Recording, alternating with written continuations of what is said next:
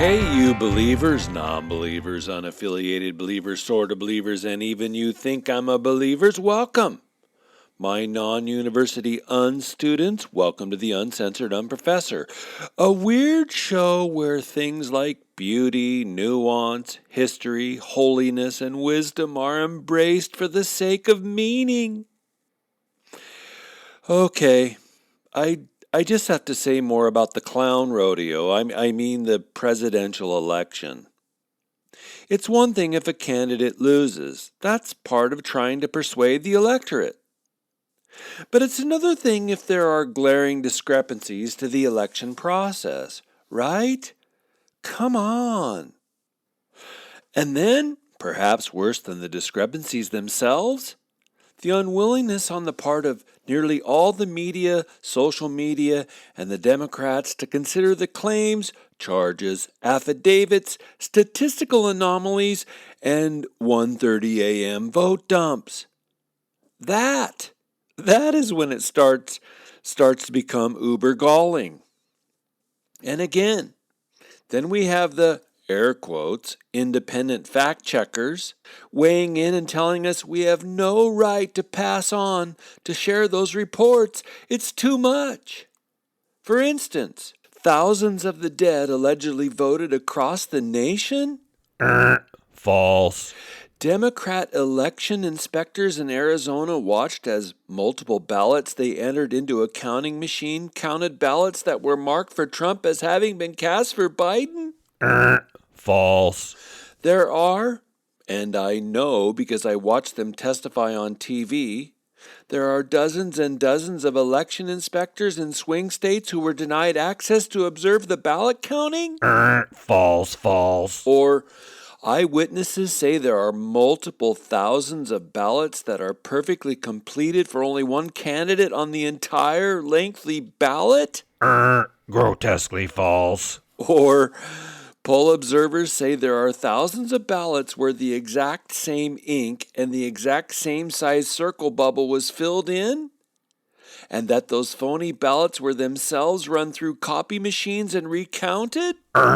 False. Shame on you for saying this. In Pennsylvania, between 1:30 a.m. and 5 a.m., there was a voting spike of 600,000 ballots for Biden, but only 3,200 for Trump?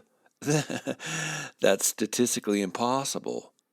But still you say that the miraculous is impossible in life? Liar, liar, pants on fire, false. Or, across the nation, Trump outperformed Biden in every urban area compared to how Trump did against Hillary Clinton in 2016. But we're supposed to believe that Philadelphia, Milwaukee, Detroit, and Atlanta, all cities and swing states, Trump did worse against Biden than he did against Clinton? False, not true. Or statistics experts report that 4 extraordinary vote swells occurred in the middle of the night that favored Joe Biden in ways that defy statistical probabilities? Fallacious. Or Donald Trump was leading and about to win when the election counting process was stopped across the nation at midnight East Coast time, but by 6 a.m. the next morning, Joe Biden, in ways that defy statistical probabilities, was winning? False. And if you post about that, we will flag it and threaten to shut down your page. The integrity of the election is in question, and so the very state of the integrity of the nation is at risk? False. And if you post about that, we will flag it and threaten to shut down your page. Or Donald Trump stole the election in 2016? Ding ding. True. Trump defeated Hillary Clinton because all 60 million of his voters are now widely recognized as misogynist? Ding ding ding. Fact checkers have proven this to be true. Or Trump defeated Hillary Clinton because Russia rigged the election and handed him Wisconsin, Pennsylvania, Florida, and Ohio? Ding ding ding. Fact checkers have verified this as unassailably true. Or On Saturday, November 7th, Joe Biden was officially declared president-elect by CNN, MSNBC, ABC, CBS, and Sesame Street? Ding, diggity, ding, ding, ding, true. The integrity of the media is beyond assail. Or, now, it's finally the time for unity. Come together and sing Kumbaya? But for 4 years, Donald Trump was known to be the fifth cousin removed from Adolf Hitler. Ding, ding, ding, ding, ding, ding, ding. Fact checkers have zero concern regarding the veracity of those truths. The nation itself now hangs in the balance. I mean, look, it may be that every single instance of reported fraud is false, but if it's not investigated, Joe Biden is going to endure 4 years of one half the nation refusing to believe he's a legitimate president. And that will be brutal on the soul of our nation. Of that, I promise you. One last election remark. If elections are going to be conducted in fraudulent ways, then in 2024, even though there are only 340 million Americans, we can expect that, 450 million Americans will have voted. Oh, this is completely savage.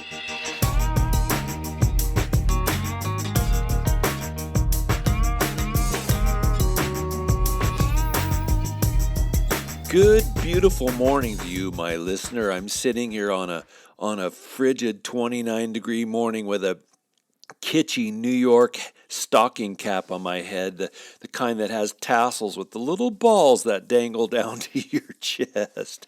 It's keeping me toasty. Because I grew up a low church Protestant, Ed, please don't big-time us with fancy phrases. Please tell us, what does low church mean? Sure. Low church indicates churches that variously have pastors and not priests, where the calendar is secular. Mother's Day is king. The calendar is secular but not liturgical, which means marked by the biblical story. Low churches are those that do not confess their sins together every Sunday, or purposefully incorporate beauty into their churches, or treasure the wisdom of church history, and generally speaking sing choruses instead of hymns. Does that help? Yes, but that doesn't mean I have to like it. Yeah, as I was saying, because I grew up a low church Protestant, I was never exposed to the intertestamental literature known as the deuterocanonical literature or also apocryphal literature. Well, my church now has us reading through some of that. All my Christian life I've been told that literature is edifying but not authoritative. Right now, we're reading chapters out of Ecclesiasticus, a Jewish book of wisdom. And it's amazing because clearly James, the leader of the early church, had read Ecclesiasticus. I mean, there's a chunk in Ecclesiasticus about controlling the tongue that James is referencing. And Ecclesiasticus says all kinds of things that Jesus himself will later say, word for word. For example, do not repeat yourself when you pray, 7:14. Or from 7:34, mourn with those who mourn. And this book, it's also known as the Wisdom of Jesus ben Sirach, or just Sirach. Sirach has a fantastic chapter on friendship. For a slice of variety, I thought I'd give you some of the insights offered by a wise author who lived some 180 years before Christ. Here's a little sampler from chapter 6, again on friendship. Quote, "Let those who are friendly with you be many, but let your advisers be 1 in 1,000. When you gain friends, gaining through testing, do not trust them hastily. For there are friends who are such when it suits them, but they will not stand by you in a time of trouble. And there are friends who sit at your table, but they will not stand by you in a time of trouble. When you are prosperous, they become your second self and lord it over your servants. But if you are brought low, they turn against you and hide themselves from you. Keep away from your enemies and be on guard with your friends. Faithful friends are a sturdy shelter. Whoever finds one has found a treasure. Faithful friends are beyond price. No amount can balance their worth. Faithful friends are life-saving medicine, and those who fear the Lord will find them. Those who fear the Lord direct their friendship aright, for as they are, so are their neighbors also. End quote. And now I'm going to sing you a song about friendship. Are you serious? No, but I wanted to see if you're paying attention. As I read through Sirach the first time, that chapter was leaping out at me. You see, we live in a strange era of human history. Not only because of technology, but for this vignette, primarily because of technology, we have, or think we have, or are told to have, dozens, hundreds even, of friends. But are they really friends? Yes, of course, friends challenge one another, think through things together, and consider different perspectives in life, but true friends know that the friendship is the thing worth preserving. True friends know that you share together values and qualities and attributes and a life story that goes deeper than whatever the current socio-political, cultural crisis or fad or problem is. My offering to you, advice prompted by Sirach chapter 6, be clear between the distinctions of acquaintance and friend. Acquaintances, well, they used to be. Acquaintances are people who float in and out of your life, people you know or knew through a friend of a friend, but whom you didn't spend any significant time with. Friends, traditionally speaking, were people you knew, maybe had worked alongside or played a team sport alongside or did a hobby with or served at church alongside. They were people you had over for dinner, people who helped you move, who showed up to your doorstep when times were tough, who cared about you as a person, not as a target or an opportunity. Acquaintances come and go. Friends endure. Acquaintances show up when you throw a big party. Friends are there when your cat gets run over or you just got laid off at work. Acquaintances are people you'd never take advice from. Good friends were people you listened to even when you didn't like what they had to say. Acquaintances would happily gossip about some error you made. Friends hold close your embarrassing secrets. Acquaintances greet you with a smile at the store. True friends listen to you when you're at a low point in your life. My point in all of this, or Sirach's point in all of this, exercise some discrimination. Don't try to be deep friends with dozens of people. Not only is that not doable, you'll probably find yourself exhausted. Don't be afraid to draw boundaries with acquaintances, but be very generous regarding little irritations with the friends that you do love and trust. You guys, in my life, I found that making a good friend is not an easy thing to do. Making acquaintances, yeah, enjoyable, a cause for delight. Making a good friend, and especially a good friend in Christ, hang on to that person with all your superpowers. Because faithful friends, Sirach says, faithful friends are beyond price. No amount can balance their worth.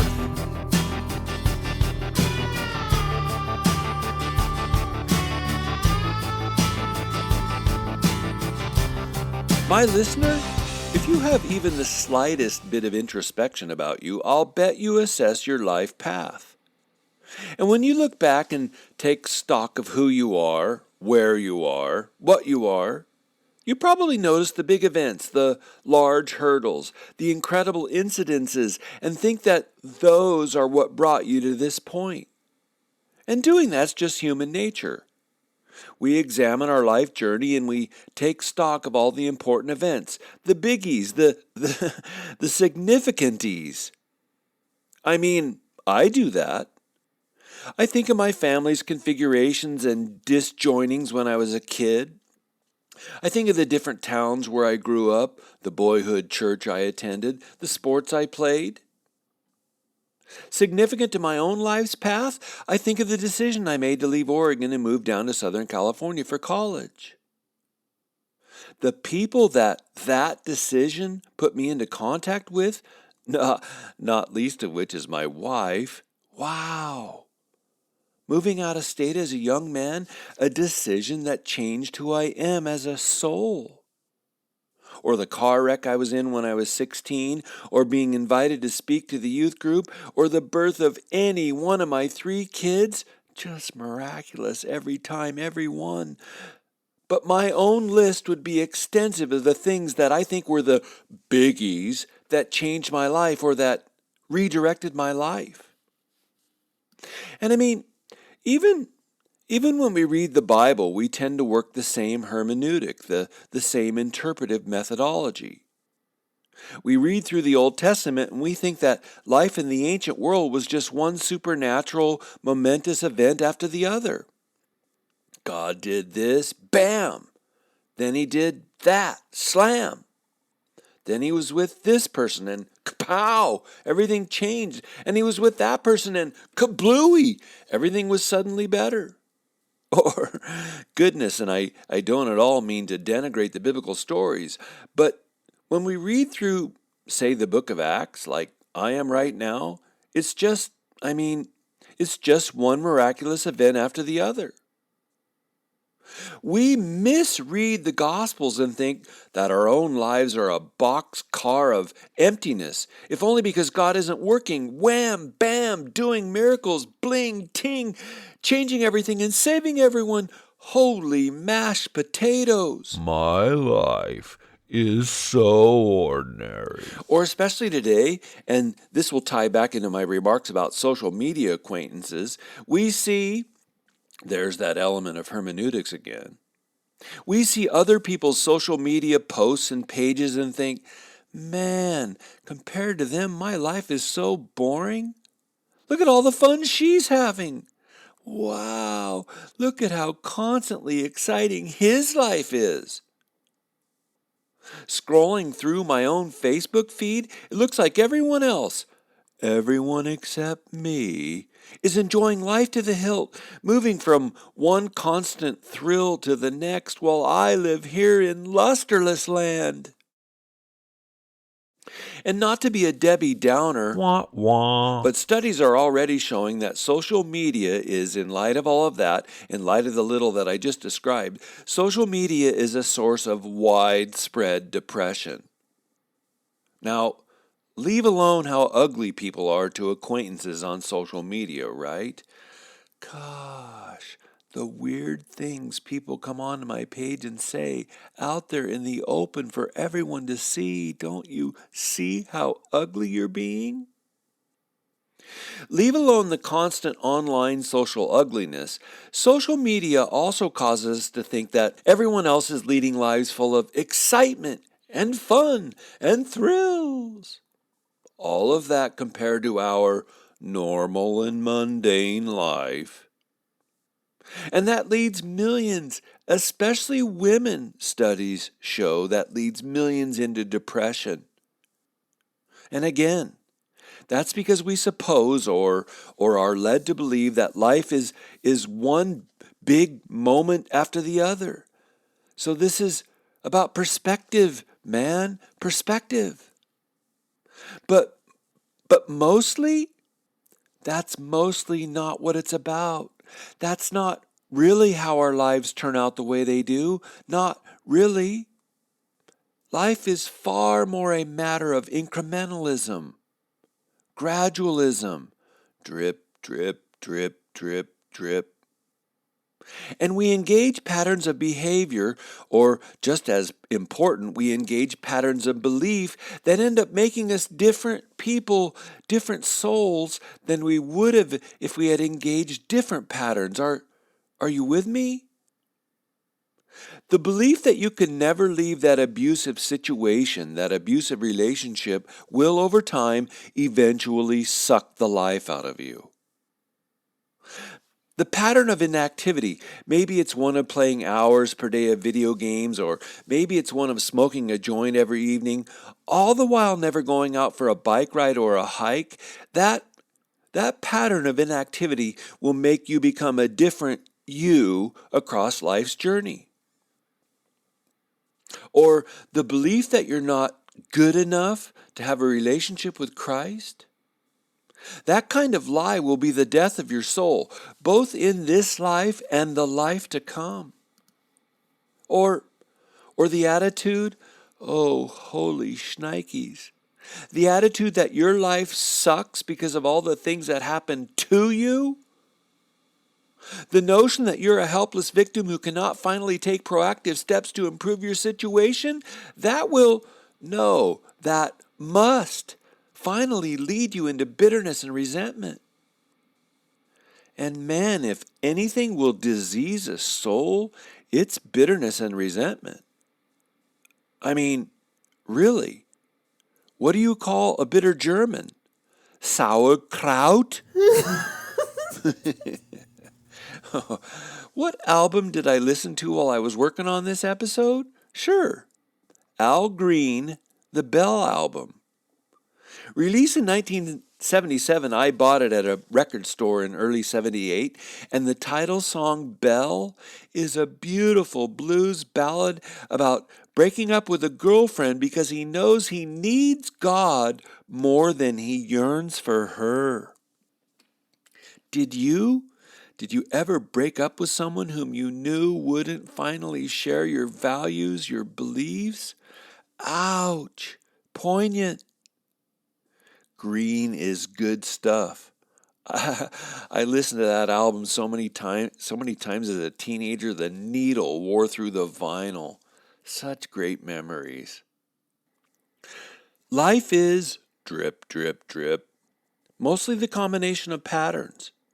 The result of a million little decisions. The habits, OMG, oh my granola. The result of the habits that constitute our daily existence. The Desert Fathers, the Christian psychologists who, many centuries before anyone thought to probe psychology as a distinct discipline, the Desert Fathers said we are our habits. They taught and modeled and counseled and wrote volumes about our need to form good habits. My friend Randy, he's a counselor, and he tries to help people by helping them reprogram themselves. He's told me during rounds of golf that it's not enough to simply say no to a bad habit or an injurious behavior or a routine or a relationship that always leads to some explosion. Nope. What we have to do, he says, is replace the bad habit with a good one. Replace the bad behavior or the bad thought process with a healthy one. How did we form that bad behavior thought process? Gradually, incrementally, drip, drip, drip. How do we rebuild good patterns, develop healthy habits? Daily, regularly, drip, drip, drip. What's an example of a bad habit? I'll answer that in just a moment. First, do you have an idea or a question for the show or about the faith? Email me at uncensoredunprofessor@gmail.com. I'd love to weave those questions into future episodes. Also, I take joy in publicly thanking those who help promote my show with social media shares and web link shares. To that end, thank you Victor S., Mom Tenny, Jennifer P., Cody A., Scott M. Oh, And because of the economic downturn foisted on us by our government, I've lost a few monthly patrons over the last couple months. So I'd be delighted to gain 3 or 4 new team members who donate at Patreon. There's $5, $10, and $20 tiers, which are gold, frankincense, and myrrh, and I have ebooks available at those different levels. An example of a bad habit: spending money when you don't have it. Now, honestly, we are bombarded with messages that motivate us to spend more. Billboards on the work commute, pop-up ads while we're skimming social media, TV ads that take up anywhere between 8 and 30 minutes of every hour. Commercials drive me nuts. I try my best to watch recorded shows so I can, with great joy, blast through the ads. But the list of bombardment would be a long one. We are assaulted. Never in American history have we been so tempted to spend instead of to save. When I was a little kid, my parents took me to the bank and helped me open up a savings account, and that was just part of the ethos of the day, of the culture. Today, CNBC reports that only 41% of Americans could cover a $1,000 emergency with money from their savings account. The Motley Fool notes that, similarly, that only 31% of Americans have $1,000 or more in their savings. Man, oh man. And then mix in the number of credit card applications that get sent to me each month. What are there? 6 of those per month? How many people live under the weight of credit card debt? How many people have 2 or more cards that constantly tempt them to spend more money? After all, you can pay for it incrementally later. Oh, it hurts my stomach even to utter all of that to you. Drip, drip, drip. We are our habits. Why? Because they're easy. We're used to them. We know how they go, how they work, what to expect. We don't have to think in order to do them. Me? I like golf. And I don't know, but it may well be the hardest game on the planet to play. But part of the problem with golf is called muscle memory. Our muscles get ingrained.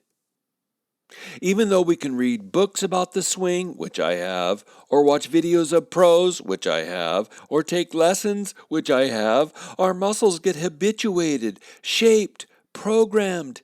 Drip, drip, drip. Ending a nasty slice can be brutally hard, even when you have a great desire to change. We really are creatures of habit. Habits incrementally shape our behaviors, and behaviors gradually shape our souls. Lord have mercy, Christ have mercy. Why are bad habits so hard to kick? Because they get inside our souls. And again, how do those habits form inside of us? Gradually, drip, drip, drip. Habits can make us strong, or they can corrode our souls from the inside out. Habits, we are them. And that's a quick glimpse into the microcosmic. I really do believe we are whom we are. We really are whom we are by the virtue of our million little choices, as much, possibly more, than by virtue of the major events that characterize each of our stories. Goodness. Can I encourage you with what little I've just explained? Invite Christ into your day, every day. Find a way to intentionally, purposefully bring him into your heart and mind. It's not enough to have prayed one time, Jesus be my Lord and Savior. That's a great prayer, but it's a good prayer to pray every day. Jesus be my Lord and Savior. I'm not saying that because you fear for your salvation, but because you sincerely want him to be part of your day, your patterns, your walk, your life. You only get one. What are you doing with it? So there's some microcosmic. What about the macrocosmic? How does incrementalism shape entire groups? Because undoubtedly you've seen how entire families struggle with the same tendencies, right? Alcoholism, sloth, bitterness, gossip, addictions, avarice. It's not just that families tend to act alike, they tend to feel alike. They process reality alike. The gradualism, the constantness of being surrounded by those daily values and aspirations, those things get into our souls. We share those with others. Drip, drip, drip. Families certainly are not exempt from the process of incrementalism. And let me fold this into today's recipe. Oftentimes bored people are those who struggle with ungodly desires. The godly know how to find beauty and joy in even the most simple activities.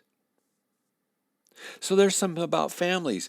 What about entire nations? Again, thinking about the macrocosmic, entire nations incrementally change and become something different. Me?